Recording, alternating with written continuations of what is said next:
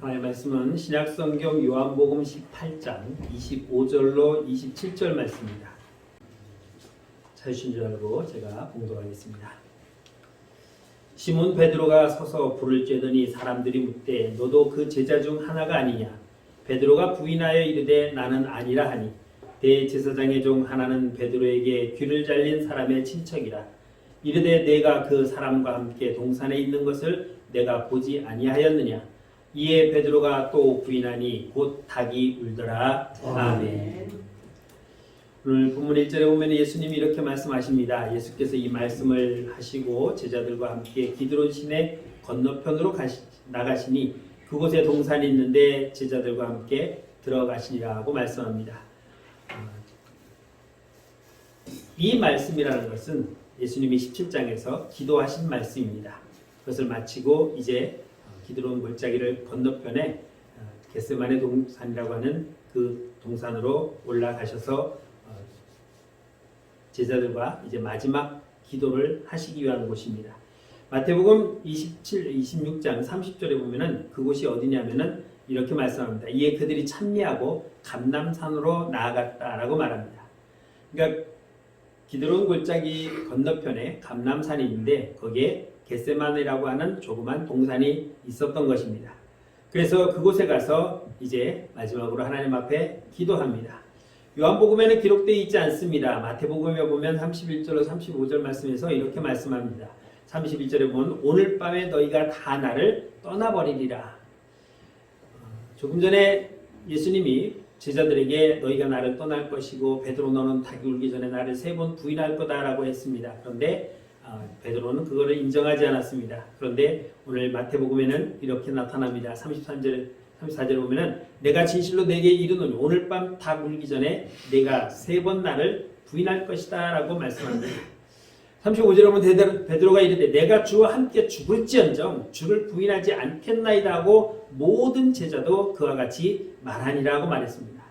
예수님이 들으셨을 때 얼마나 든든했겠습니까? 자기와 함께 죽을지언정 절대로 배신하지 않는다고 하니까. 또 36절에 보면 이에 예수께서 제자들과 함께 겟세마네라 하는 곳에 이르러 제자들에게 이르시되 내가 저기 가서 기도할 동안에 너희는 여기 앉아 있으라고 말씀합니다. 너희가 그렇게 말해주니까 난 참 고맙다. 그런데 내가 저쪽 가서 기도할 테니까 너희는 이곳에서 나를 기다려라 라고 말씀합니다. 원래 기도하라는 말씀입니다. 그런데 그들은 어떻게 했습니까? 기도하지 않고 잠을 잤습니다. 오늘 요한복음 18장 2절에는 뭐라고 말씀하시냐면 그곳은 가끔 예수께서 제자들과 모이시는 곳이므로 예수를 파는 유다도 그것을 알더라 하고 말했습니다. 예수님은 가끔, 그러니까 종종 시간 나면 이 겟세마네 동산에 와서 기도를 하셨다라고 말씀합니다. 거기에는 누구도 있다고요? 유다도 있었습니다. 12제자들과 함께 가셨다는 것을 의미해 줍니다. 감람산 안에 겟세마네라고 하는 조그만 동산이 있었고 주님은 그곳에 틈만 나면 가셔서 기도하셨던 곳입니다. 그런데 오늘 마지막 잡히시기 전날 밤 그곳에서 다시 기도하십니다. 그 기도하는 자리에 유다도 있었지만 유다는 기도하지 않았습니다. 유다는 예수님을 구주로 인정하지도 않았습니다. 그는 예수님을 팔 생각만 했습니다. 예수님을 얼마에 받을 수 있을까? 그래서 은 30에 팔기로 마음먹었습니다. 유다는 겟세마네 동산에 예수님이 있는 걸 알고 그날 밤에 그들과 함께 찾아왔습니다. 예수님이 가는 곳은 알면서 예수님이 누구인지는 몰랐다는 것입니다. 여러분, 우리도 나도 가룟 유다가 될 수 있습니다. 우리는 예배 드리는 곳이 어딘지 알고 있습니다. 주님의 몸된 교회에서 우리는 함께 예배를 드립니다. 그런데 이 예배에 와서 우리가 하나님을 만난다는 장소는 알고 있는데 정말 하나님이 누구신가는 잘 모르는 사람이 있습니다. 정말 예수님이 나와 무슨 관계인지 모르고 있는 사람이 있습니다. 혹시 내가 그런 사람은 아닌지, 내가 하나님 앞에 나와서 예배드리는 이 장소까지 오늘 찾아오신 여러분들이 만일 내가 하나님이 누군지 잘 모르겠다면, 내가 예수님이 누군지 잘 모르겠다면 그것은 가룟 유다와 똑같다고 말할 수 있을 것입니다. 하나님은 오늘 우리에게 예배 드리라고 말씀하셨습니다. 우리는 그 말씀을 듣고 예배를 어디서 드려야 되는지 알기에 주의 전에 나왔습니다. 예배는 어떻게 드려야 되는지 하나님은 예수님은 우리에게 분명히 말씀하고 있습니다. 영과 진리로 드리라고 했습니다. 영과 진리로 드리라는 것은 내 모든 것을 집중하여 하나님 앞에 드리라는 것입니다. 그러니 예배 시간에 저만 쳐다보세요. 성경 찾지 마시고 제가 다 띄워드리니까 저와 눈을 맞춰주세요. 그래야 하나님 말씀을 들을 수 있고 그 말씀을 들어야 그 말씀대로 내가 살아갈 수가 있는 것입니다.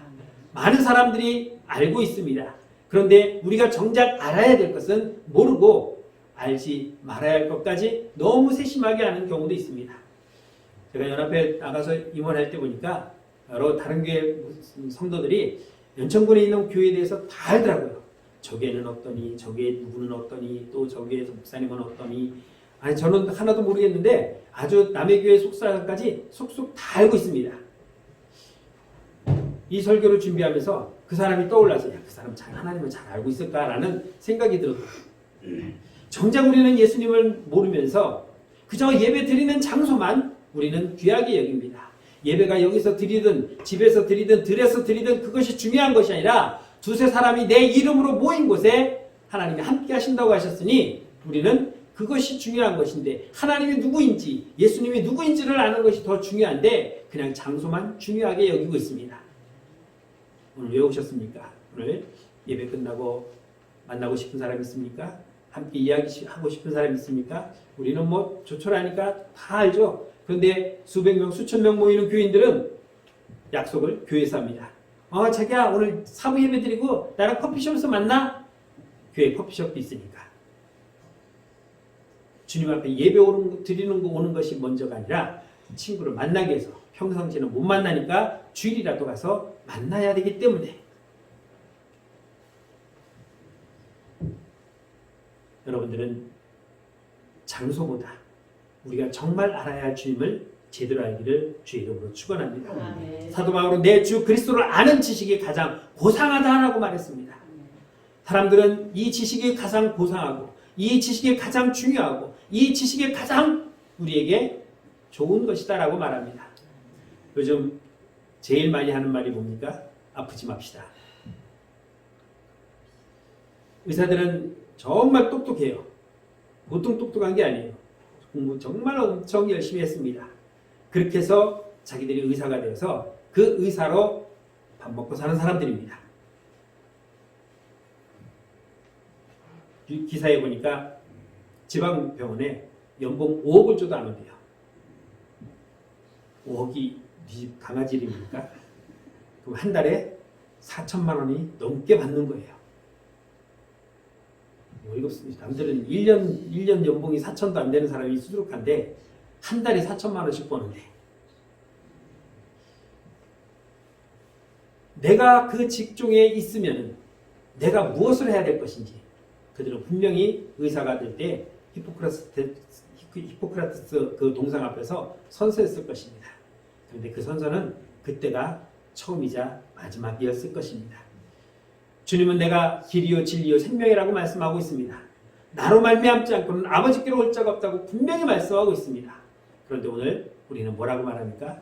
에이 기독교도 있고 불교도 있고 가톨릭에도 있고 모하메도 있고 뭐 잡신도 있고 우리가 다 그 신들이 다 착하게 살라고 말씀하니까 착하게 살면 다 천국 가는 거 아닙니까? 라고 종교 다원주의가 판을 치고 있는 세상입니다. 그래서 초파일에는 성당에서 봉축 부처님 오신 날 현수막도 걸어주고 성탄절이 되면은 봉은사에서 명동성당에 기쁘다 구주 오셨네. 그리고 그 대한불교 조계종 봉은사 주지 이렇게 하고 또 걸어줍니다. 얼마나 보기 좋습니까? 사람들은 그런 걸 좋아합니다. 그것이 좋은 건 줄 알고 그런 것에 현혹되어서 점점 이제 종교의 색이 흩어져가고 하나님을 잃어가는 경우들이 많이 있습니다. 사도행전 26장에 보면은 바울이 아그리빠와 베스도 총독 앞에서 그들을 변론할 때 그들이 이 말씀을 듣고 뭐라고 말합니까? 24절에 보니까 바울아 네가 미쳤도다. 내 말을 한 분이 너를 미치게 한다라고 말씀하고 있습니다. 바울은 얼마나 똑똑한 사람이었습니까? 가말리엘 문화생으로 최고의 학문을 닦은 사람입니다. 그래서 그가 이야기하는 것을 들었습니다. 바울이 얼마나 똑똑한 사람인지 그들도 알고 있었던 겁니다. 학문이 많았고 뛰어나고 그래서 철학자들과도 논쟁했던 그 바울이 이야기를 듣고 그럴듯하지만 바울아 네가 미쳤다라고 말했습니다. 그러자 바울이 뭐라고 말합니까? 바울이 이르되 베스도가 가여 내가 미친 것이 아니요 참되고 온전한 말을 한다라고 말하고 있습니다. 여러분 우리는 하나님을 제대로 알고 참되고 옳은 말을 할 수 있어야 됩니다. 바울은 여기에 대해서 이르되 내가 적은 말로 나를 권하여 그리스도인이 되게 하려 하는도다 라고 말씀합니다. 우리가 전하는 말씀은 그들로 하여금 그리스도인이 되어서 하나님을 알게 해서 그들이 멸망받지 않도록 하기 위해 우리는 복음을 전하는데 그들은 그 복음을 한낱 다른 어떤 지식으로 여기고 있다는 것입니다. 사도 바울은 29절에서 이렇게 말합니다. 내가 말이 적으나 많으나 당신뿐만 아니라 오늘 내 말을 듣는 모든 사람도 다 이렇게 결박된 것 외에는 나와 같이 되기를 하나님께 원하나이다 하고 말씀하고 있습니다. 우리는 비록 고난이 오고 결박이 되고 환난이 와도 마땅히 해야 할 것은 복음을 전하는 것입니다. 내가 옥매였든 내가 어떤 핍박을 받든 우리가 해야 할 것은 복음 전하는 것 외에 그 어떤 것도 우리에게 중요한 것은 없다는 것입니다. 가룟 유다가 예수님이 누군지 알고 있었다면 그는 팔지 않았을 것입니다. 그런데 전에도 말씀드렸지만 가룟 유다는 한 번도 주님을 주여라고 말하지 않았습니다. 랍비여, 선생이여 라고 불렀습니다. 3년을 따라다녔지만 예수님을 몰랐습니다. 예수님에 대해서 관심이 없었습니다. 예수님을 알려고 노력도 하지 않았습니다. 그 많은 이적과 기적과 표적을 보고서도 주님을 모르고 있었다는 것입니다. 여러분 내가 모태신앙이니 3대이니 아니면 50년이니 60년이니 연수를 자랑하지 마시고 내가 지금 예수님을 알고 있는지 내가 하나님을 바로 알고 있는지 이것이 우리에게 가장 중요하다는 것입니다. 어떤 사람들은 자기의 직분을 잘한다. 내가 우리 교회 장로입니다. 우리는 3대째 장로 집안입니다. 우리 아버지가 뭐 재산을 바쳐서 이 교회를 세웠습니다. 자랑을 많이 합니다. 그게 중요한 게 아니에요. 그걸 할 수 있도록 하나님이 허락하신 것이고 그를 통해서 하나님이 이 교회를 세우신 것뿐인데 마치 내가 한 것처럼 우리 아버지가 우리 할아버지가 다른 교회 가면은 꼭 그런 얘기 많이 해요. 많이 듣습니다. 근데 우리는 그것이 중요한 것이 아닙니다. 내가 주님을 알고 있는지 내가 하나님을 알고 있는지 내가 하나님을 위해서 무엇을 하고 있는지가 중요한 것인데 그들은 거기에는 관심이 없다는 것입니다. 여러분 늘 말하지만 제가 여러분들 혹여 다른 사람에게 전도할 일이 있으면 우리 교회 자랑하지 마세요. 우리 교회가 뭐 얼마나 대단합니까? 저 강남에 있는 S교회에 비하면은 정말 화장실보다도 못해요. 아니, 거짓말 아니에요. 제가 그 교회 가면 야 이놈 뭐 화장실 우리 교회보다 더 좋아? 얼마나 좋은데요. 층층이요. 우리 걸어다니다 안 하네요. 이거 에스컬레이터가 있어가지고 쭉 계단이 올라가요. 얼마나 편한지 모릅니다. 우리 교회는요 이래서요 이렇게 하려고 우리 카페도 있고 도서실도 있고요 뭐 빵집도 있고요 없는 게 없어요. 교회를 왜 자랑합니까? 우리가 자랑할 것은 오직 예수 그리스도인 줄 믿으시기 바랍니다. 놀랍게도 이 가룟 유다는 이 주님을 파는 그날에 두 가지 예수님이 이적을 행하셨습니다. 11장까지는 예수님이 이적을 행하셨습니다. 그리고 12장부터 17장까지는 아무런 이적의 기록을 하지 않습니다. 물론 시간이 많이 흐른 건 아니에요. 그런데 첫 번째 기적은 무엇이냐면 6절에 보니까 예수께서 그들에게 내가 그니라 하실 때에 그들이 물러가서 땅에 엎드려졌다라고 말했습니다. 물었겠죠. 너는 누구냐? 내가 그니라. 그런데 물러가서 땅에 엎드려지니라. 사람들이 엎드렸답니다. 영어로 보면은 이렇게 설명하고 있습니다. Fell to the ground. 무슨 말이냐면요. 땅에 떨어지다.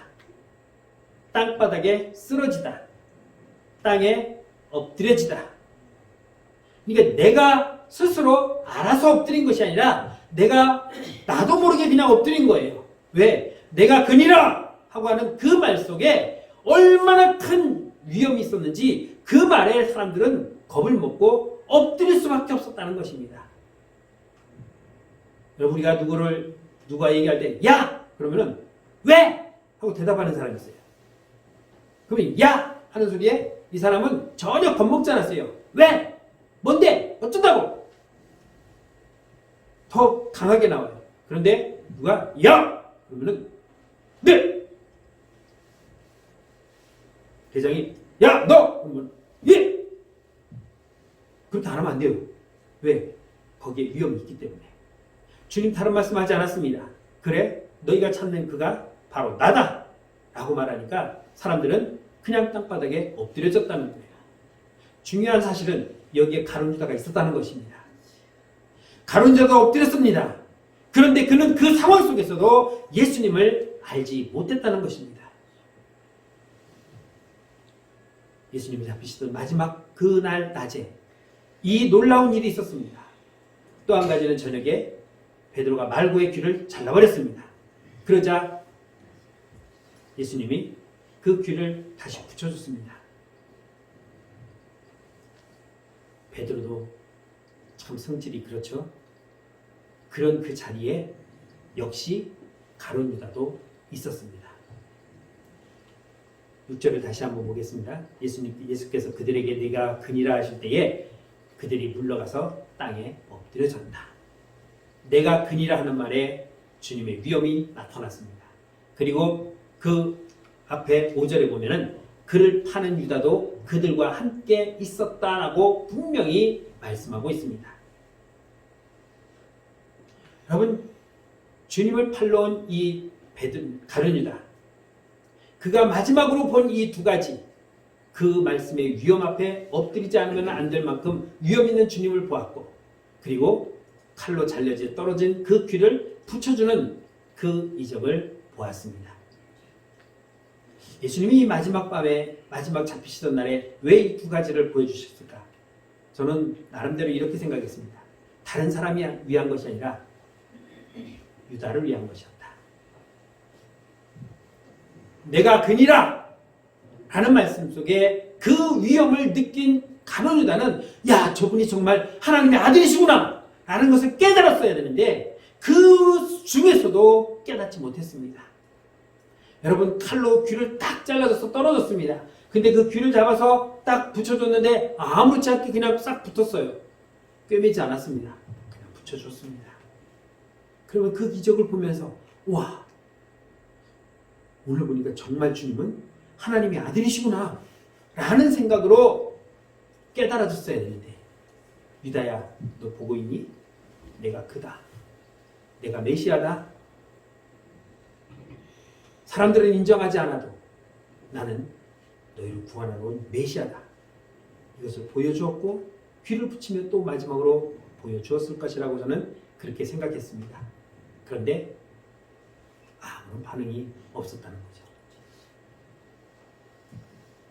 여러분, 우리가 주님 앞에 나와 매일 예배드리고 시간 하나님 앞에 기도하지만 하나님을 정말 나의 하나님으로 인정하지 않냐고, 주님을 정말 나의 구주로 인정하지 못한다면 우리는 가룟 유다와 다를 바가 없다는 것이죠. 하나님을 알고 있다면, 주님의 은혜를 깨닫고 있다면 우리는 지금보다 더 달라지는 삶으로 살아야 돼요. 주님이 말씀하신 것을 하나하나 곱씹으면서 그냥 또 그것을 위해서 지금과는 전혀 다른 새로운 모습으로 우리는 더 앞으로 주님 앞에 나가야 된다는 것입니다. 주님은 우리에게 당신이 메시아라는 사실을 보여주셨습니다. 그런데도 많은 사람들은 아직도 하나님 어디 계시느냐? 하나님이 살아계시면 보여달라. 저 목사님, 근데 우리가요 꼭 이렇게 맨날 기도해야 돼요? 또 어떤 사람이 목사님, 술 담배 먹으면 지옥 가요? 별것도 아닌 거 가지고 물어봐요. 지옥 간다고 생각하면 본인이 지옥 가면 되는 거죠. 여러분, 술을 먹는다고 해서 담배를 핀다고 해서 우리가 구원과 상관이 있다는 것은 결코 아니에요. 오해하지 마세요. 단지 우리가 세상 사람과 구별하기 위해서 우리는 적어도 하나님 앞에 내 몸을 상하게 하는, 우리는 성전이잖아요. 내 안에 성령님이 임재해 계셔서 내가 성전이에요. 이 성전에다가 쓸데없이 아궁이에 불을 떼면은 해가 새카매져서 죽잖아요. 그러니까 내 몸이 상해지는 걸 금하자는 거예요. 술 열심히 드셔보세요. 안 그런 사람도 있지만 간이 나빠져서 간암으로 간경화로 죽는 사람 많아요. 그러니까 내 성전을 깨끗하게 보존하기 위해서 적어도 그런 거는 하지 말자라는 것이지, 그거 한다고 해서 술은 안 좋다고 분명히 얘기했습니다. 잠언 23장에 보면은 술은 그러니까 쳐다도 보지 말라. 먹지 말라는 말보다 더 강하게 쳐다도 보지 말라고 했습니다. 시편 8편 1절에 보면 다윗은 이렇게 말합니다. 여호와 우리여, 주의 이름이 온 땅에 어찌 그리 아름다운지요, 주의 영광이 하늘을 덮었나이다. 하나님이 이 세상을 만드시고 그 모든 것을 나로 하여금 보게 하신 것, 그것을 보는 것만으로도 시편 기자는 하나님이 우주 만물을 창조하셨다는 것을 고백하지 않을 수 없다는 것입니다. 바울은 로마서 1장 20절에서 이렇게 고백합니다. 창세로부터 그의 보이지 아니한 것들, 곧 그의 영원하신 능력과 신성이 그가 만드신 만물에 분명히 보여 알려졌나니 그러므로 그들이 핑계하지 못할 것이다 하고 말하고 있습니다. 하나님이 만드신 이 모든 피조물이 증거인데 그것이 아니라고. 그래서 학교에서 과학으로는 우리 지구는 45에서 50억 년 전에 태양으로부터 분리되어서 그 불덩이가 식은 다음에 거기서 우연치 않게요. 어쩌다가 단세포 아메바 같은 세포 하나가 생겼는데 얘가 돌연변이가 되면서 거기에서 조금 되고 또 누르르 해갖고 나중에 원숭이까지 와서 우리가 진화해 왔다라고 그렇게 말합니다. 참 상상의 소설을 너무 잘 썼어요. 여러분, 우리는 내가 살아있는 것 자체가 지금 하나님의 은혜입니다. 내 입으로 하나님을 고백할 수 있다는 것이 내가 하나님께 받은 은혜라는 것입니다. 지금 예수님을 잡으러 온 이들에게 예수님이 두 번에 걸쳐서 말씀하십니다. 4절로 5절 말씀 보면 예수께서 그 당한 일을 다 아시고 나아가 이르시되 너희가 누구를 찾느냐? 대답하시되 나사렛 예수라 하거늘 이르시되 내가 그니라 하시니라. 그를 파는 유다도 그들과 함께 섰더라. 이미 주님은 아시고 기다리고 계셨습니다. 그래서 그들이 와서 여기 나사렛 예수가 누구야? 내가 그니라. 주님은 당당하게 나섰습니다. 만약 주님이 메시아가 아니라면 주님이 나설 필요가 없죠. 도망가야죠. 그런데 주님은 이 일을 위해 오셨기 때문에 나서신 것입니다. 8절에 보면 예수께서 대답하시되 너희에게 내가 그니라 하였으니 나를 찾거든 이 사람들이 가는 것은 용납하라 하시면서 제자들을 보호하셨고 본인만 그들과 따라가셨습니다. 제자들이 뭐라고 말했습니까? 주여, 우리는 주님과 끝까지 의리를 지키겠습니다. 함께 죽겠습니다. 이렇게 말했던 제자들입니다. 그런데 주님은 피하지 않았습니다. 내가 그니라 하고 당당하게 따라갔지만 제자들은 그렇게 하지 못했습니다. 상황은 똑같습니다. 적대적인 상황 속에서 예수님이 말씀하실 때 내가 맞다, 내가 그니라고 말했을 때 베드로는 나도 예수님의 제자다 라고 떳떳하게 말하지 못했습니다. 마태복음 26에 보면 베드로가 한 말이 생각났을 것입니다. 다른 사람은 부인해도 나는 끝까지 예수님을 부인하지 않을 것입니다. 나는 주님을 따라갈 것이며 주님과 함께 죽을 것입니다. 그 자리까지 나는 갈 수 있습니다 라고 혼장담했던 베드로도 결국은 주님을 따라가지 못했습니다. 예수님이 잡혀가고 이제 상황이 바뀌어졌습니다. 그래도 베드로는 어떻게든 하고 쫄랑쫄랑 따라왔습니다. 예수님이 신문 받으실 때 밖에서 기다리면서 밤에는 춥습니다. 거기가. 그런데 두리번 보니까 저쪽에 불을 피고 사람들이 모여 있습니다. 18절에 보면은 그때가 추운 고로 종과 아랫사람들이 불을 피우고 서서 쬐니 베드로도 함께 서서 쬐었다라고 말했습니다. 요즘은 안 그러지만 겨울쯤 되면은 인력시장 앞에 이만한 드럼통에 막 불을 펴놔요. 일 가기 전에 사람들이 거기 모여서 손째면서 이제 기다려요. 내가 오늘 가서 일할 수 있을까 없을까 하고 이렇게 불을 쬐고 있습니다. 그 상황입니다. 날은 추운데 예수님은 잡혀 들어갔고 어떻게 되나 궁금해서 지금 와 있습니다. 저 같으면요 거기 안 있습니다. 왜냐면 제 얼굴을 사람들이 알아요. 왜? 주님과 함께 다녔기 때문에. 그래서 혹여 나도 끌려가서 잘못될까봐 아이 참에 나도 숨어야겠다 하고 갔을 것 같은데 베드로는 무슨 배짱인지 그곳에 있었습니다. 추워서 불을 쬐고 있었습니다. 그런데 17절에 보니까 문 지키는 여종이 베드로에게 말하되 너도 이 사람 중에 제자 중 하나가 아니냐? 너도 저 사람 제자지? 그랬더니 베드로가 뭐라고 말합니까? 난 아니야! 주님은 네가 예수냐? 내가 이 근이라 하고 말씀하시는데 베드로는 너도 저 사람과 같이 다닌 제자지? 아니야! 나는 아니야! 이게 베드로의 대답입니다. 앞에서 우리는 뭐를 읽었죠? 나는 주님이 죽는 데까지 따라가겠다고 했는데 상황이 바뀌니까 난 아니야 라고 말합니다. 누가복음 22장 56절에 보면은 이렇게 말씀합니다. 한 여종이 베드로의 불빛을 향하여 앉은 것을 보고 주목하여 이르되 이 사람도 그와 함께 있었느니라 하고 말합니다. 그러자 아니라고 말합니다. 주목해서 봤습니다. 있는 것을 보았습니다. 그를 바라보는 눈은 그를 주목했습니다. 그리고 그를 관찰했습니다. 그 관찰에 베드로는 들켜서 아니라고 부인했습니다. 여러분 우리가 보는 눈은 어떤 눈입니까? 사람들이 나를 볼 때에 나를 어떻게 보고 있을까? 그들은 우리를 주목하고 있다는 것에 늘 신경 쓰시기 바랍니다. 세상 사람들은 나 좀 봐라고 말하지 않아도 우리를 보고 있어요. 제가 목사인 걸 알고 저를 바라보고 있습니다.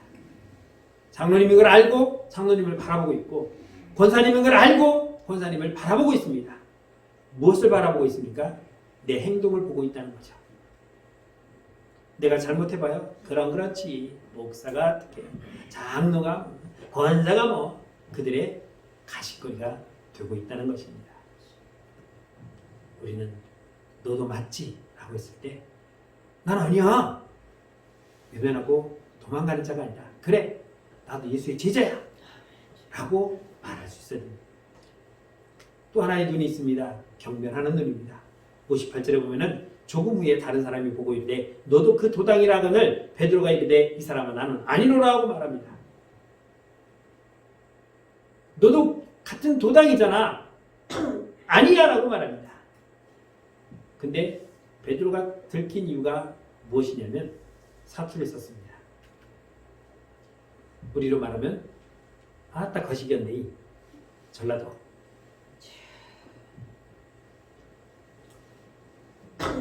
들어보면 알잖아요. 전라도인지 경상도인지 아니면 충청도인지 강원도인지 간판을 안 붙이고 다녀도 말소리만 들으면 압니다. 영어 성경에 보면 액센트라고 나오는데 액센트가 높낮이를 딱 낮추는 거예요. 아따 거시기하단 게 이런 전라도의 억양, 경상도의 억양 그것만 딱 듣고 너 전라도 놈이지. 베드로의 억양을 듣고 너 갈릴리 사람이지.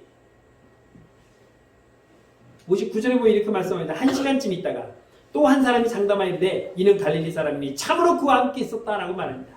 내가 보장하건대 얘도 그 사람이야 라고 지금 쏘아붙입니다. 베드로는 거기에 다르게 반응합니다. 60절에 보는 베드로가 이르되 이 사람아 나는 내가 하는 말을 알진 못한다. 뭔 말이야? 너 사람 잘못 봤어. 왜 나한테 그러는데? 난 아니야. 라고 말합니다. 부인해도 소용이 없었습니다. 왜? 그 사람들은 나를 항상 주목하여 보아왔기 때문에 나를 관찰하고 있었기 때문에 내가 부인해도 소용없습니다. 이 사람은 네가 맞다 하고 말합니다. 그런데도 아니랍니다. 요한복음 18장 보면은 26절에 이렇게 말씀합니다. 대제사장의 중 하나는 베드로에게 귀를 잘린 사람의 친척이라 이르되 내가 그 사람과 함께 동산에 있는 것을 내가 보았다 하고 말합니다. 하필이면 그 사람이 그 자리에 있었다네요. 그 자리에 쫓아와서 예수님이 잡히는 걸 구경하려고 했는데 베드로가 칼을 휘둘러 말고의 귀를 잘랐고 그 귀를 예수님이 붙여주는 것을 보았습니다. 그러니 어찌 이 사람을 몰라볼 수 있겠습니까? 그런데 지금 뭐라고 말합니까? 난 아니다 라고 말합니다. 웃기지 마. 내가 동산에서 봤거든? 그러면 그 사람이 베드로를 보고 지금 뭐라고 생각하겠습니까? 헐, 대박, 모른다고? 아까 내가 봤는데? 이러지 않았겠습니까? 요즘 말로 하면. 야, 네가 그러고도 제자냐? 너 잘나가는 제자였다며. 혹여 우리가 누군가로부터 그런 질문이 오면은 난 아니야 라고 말한다면 역시 나도 그들의 조롱거리가 될 수밖에 없을 것입니다. 내가 봤는데도 세상 사람도 우리를 그렇게 바라봅니다. 첫 번째 눈은 의심하고 관찰합니다. 두 번째 눈은 우리를 경멸합니다. 베드로는 그 두 시선에 대해서 잘못된 행동을 했습니다. 그런데 세 번째 눈이 또 있었습니다. 오늘 누가복음 22장 60절에 보면은 베드로가 이르되 이 사람아 나는 내가 하는 말을 알지 못하노라 아직 말하고 있을 때에 닭이 곧 울더라. 꼭 귀여워하고 울었습니다. 순간 뭐가 생각났겠습니까? 예수님께서 닭 울기 전에 네가 나를 3번 부인할 것이다. 61절에 보니까 주께서 돌이켜 베드로를 보시니 닭이 우는 걸 보고 주님이 베드로를 쳐다보셨습니다. 세상 사람들이 본 눈이 아니라 주님이 나를 바라보셨습니다. 베드로가 주의 말씀 곧 오늘 닭 울기 전에 내가 3번 나를 부인하리라 하신 것을 정말 주님이 예언하신 대로 된 것을 바라보셨습니다. 그 순간 베드로도 아마 보았을 것이다 생각합니다. 밖에 나가서 심히 통곡했다 하고 말했습니다.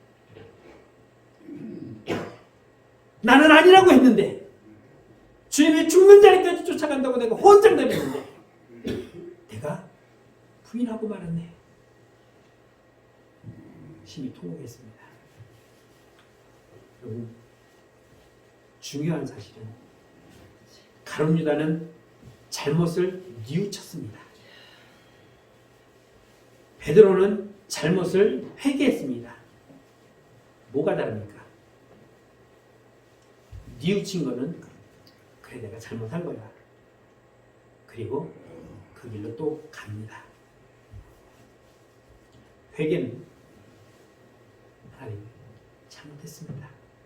다시는 내가 이 길로 가지 않겠습니다 하고 돌아서는 것입니다. 그래서 회개는 뭐라고요? 유턴. 운전하다가 유턴 많이 해보시죠? 가던 길에서 돌아오는 것입니다. 베드로는 회개해서 주님 앞에 다시 왔지만 가룟 유다는 뉘우치고 그 길로 갔습니다. 우리는 세상 사람들이 보는 눈이 있습니다. 그들은 우리를 늘 능멸하고 관찰하려고 보고 있습니다. 그래서 내가 딱 잘못된 눈에 띄어서 그들의 관찰하는 눈에 걸려들면 그들은 경멸합니다. 그렇지. 그러니까 개독교지. 우리는 세상 사람들의 눈에 주님의 제자로 보여져야 됩니다. 그냥 뉘우치는 것으로 끝나는 것이 아니라 회개하고 돌아서서 그들이 무엇을 말하든지 우리는 주님의 제자라는 사실을 잊지 않으면 되는 것입니다. 다른 사람 몰라도 나는 부인하지 않겠습니다. 혼장tem했지만 그것이 말같이 그렇게 쉽지 않은 거예요. 이 베드로가요. 나중에 어떤 일이 있었냐면 초대교회에 박해가 있었습니다. 이 박해는 맨날 박해하는 건 아니에요. 한번 쫙 쓸어갔다가 좀 조용했다가 또 누가 야 잡아들여 하면 또 나와서 딱 합니다. 그런데 그때마다 사람들이 잡혀갑니다. 잡혀가는 사람도 있고 순교하는 사람도 있지만 대부분은 도망가거나 나는 안 다녀요. 난 예수 안 믿어요. 외면하는 사람도 있습니다. 그리고 그 자 잠잠해지면 그 도망갔던 사람들이 부인했던 사람들이 다시 교회로 쫄랑쫄랑 기어들어옵니다. 그러면 옥에 갇혔던 사람들, 매맞았던 사람들, 그리고 가족 중에 누가 순교한 사람들, 이 사람들은 지금 믿음으로 교회를 지켰는데 도망가고 부인했던 사람들이 다시 끼어들어오면은 뭐라고 말합니까? 아이고 저 낯짝도 두껍지 모른다고 할 때는 언제고 또다시 기어들어와 나가! 이게 사람이에요. 그때 그 초대교회 교부, 지금으로 말하면 목사님이고 사도인 베드로가 뭐라고 했겠습니까? 놀라운 말을 해요.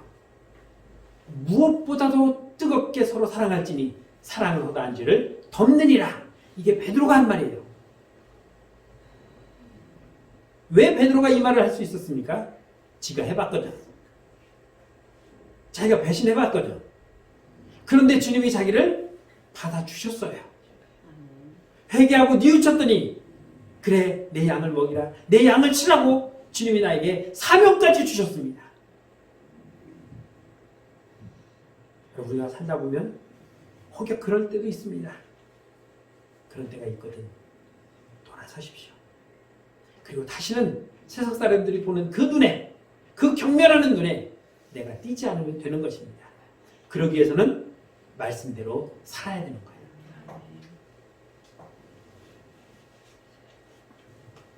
오늘 설교 듣고 한 주간 사십시오. 그 말씀을 모르고 있거든. 아마 내일 되면은 본문이 어디였지? 제목이 뭐였더라?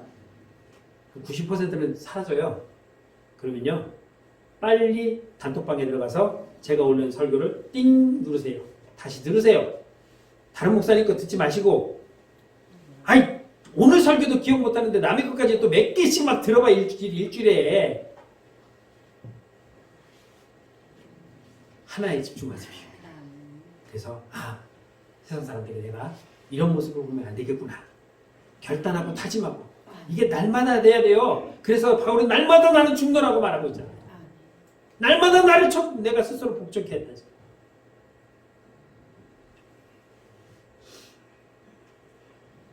우리가 주님을 제대로 모르면은 또 다시 그것이 반복됩니다. 주님이 나를 위해서 죽으셨다는 걸 기억한다면, 내가 영원한 지옥에 갔던 나를 끄집어내서 영원한 천국으로 바꿔주셨다면 오늘 이 한 생명 내가 주를 위해서 죽는다고 해도 아쉬울 거 하나도 없습니다. 왜? 더 좋은 천국으로 갈 수 있겠습니다.